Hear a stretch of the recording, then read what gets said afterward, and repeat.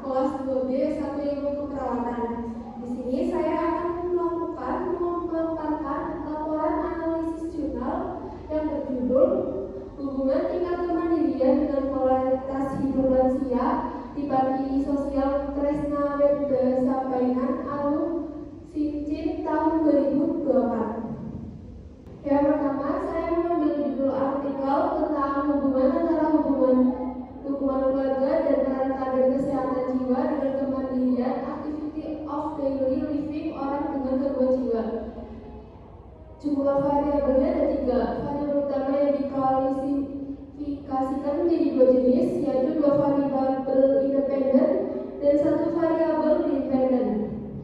Variabel-variabel tersebut dirancang untuk melihat hubungan antara faktor-faktor eksternal pendukung pasien dengan tingkat kemandiriannya.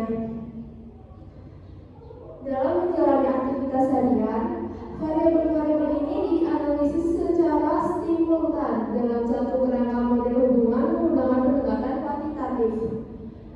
Variabel ada 3 yang dikaji dalam penelitian ini adalah 1. Hubungan keluarga. Sebagian variabel independen utama yang mengukur sejauh mana keluarga memberikan perhatian, bantuan, dan dorongan kepada ODGJ. 2. Peran kader kesehatan jiwa sebagai variabel independen kedua, yaitu sejauh mana kader terlibat dalam upaya pemulihan dan pendampingan pasien. 3. Kemandirian activity of daily living atau ADL sebagai variabel dependen yang menggambarkan kemampuan ODGJ dalam menjalankan aktivitas sehari-hari secara mandiri. Selanjutnya ada gap. Gap dalam penelitian ini dinyatakan dengan jelas oleh penulis dalam latar belakang, yaitu belum adanya penelitian lokal yang mengkaji secara spesifik hubungan antara hubungan keluarga dan peran kader kesehatan jiwa terhadap kemandirian ADL pada ODGJ secara simultan, terutama di wilayah Kecamatan Dharma, Kabupaten Kuningan. Selain itu, penulis juga menyebutkan bahwa belum diketahui faktor mana yang paling dominan mempengaruhi kemandirian ODGJ. Selanjutnya ada desain penelitian. Penelitian ini menggunakan desain kuantitatif untuk analitik dengan pendekatan cross-seksional. Desain cross-seksional atau potongan lintang digunakan untuk menilai hubungan antara variabel bebas dan terkait pada suatu waktu tertentu. Dengan pendekatan ini, penelitian ini dapat memperoleh kondisi nyata di lapangan dan mengidentifikasi hubungan antara faktor yang diteliti dengan hasil yang diukur. Penelitian ini dilakukan pada bulan Oktober-November 2024. Dengan pengumpulan data dilakukan secara langsung melalui wawancara dan pengisian kuesioner oleh responden dan keluarga. Selanjutnya, alat penelitian.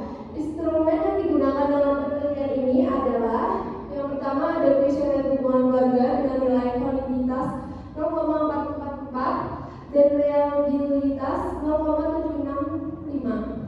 Yang kedua ada kuesioner peran kader dengan nilai validitas 0,514 dan reliabilitas 0,858. Yang ketiga, instrumen standar KATS Index digunakan untuk menilai tingkat kemandirian ADL ODGJ yang diukur melalui wawancara observasi langsung. Selanjutnya sampel. Populasi dalam penelitian ini adalah 144 orang dengan gangguan jiwa ODGJ yang tinggal bersama keluarga dan memiliki kader kesehatan jiwa yang tinggal bersama keluarga di wilayah Kecamatan Dharma, Kabupaten Kuningan. Teknik pengambilan sampel yang digunakan adalah proportionate random sampling, yaitu pengambilan sampel secara acak dengan mempertimbangkan populasi pada masing-masing wilayah kerja kader. Selanjutnya ada besar sampel. Dari total populasi 144 ODGJ, penelitian mengambil sampel sebanyak 101 orang yang memenuhi kriteria inklusi. Jumlah ini diperoleh melalui perhitungan rumus Slovin dengan sebesar 5%. Kriteria inklusi yang digunakan adalah ODGJ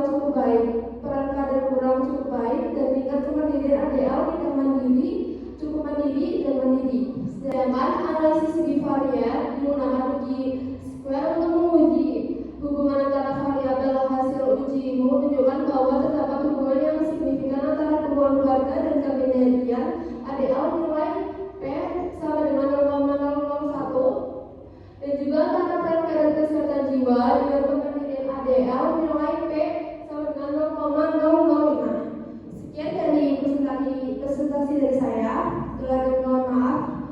Mohon dimaafkan. Wassalamualaikum warahmatullahi wabarakatuh. Univariat dan bivariat.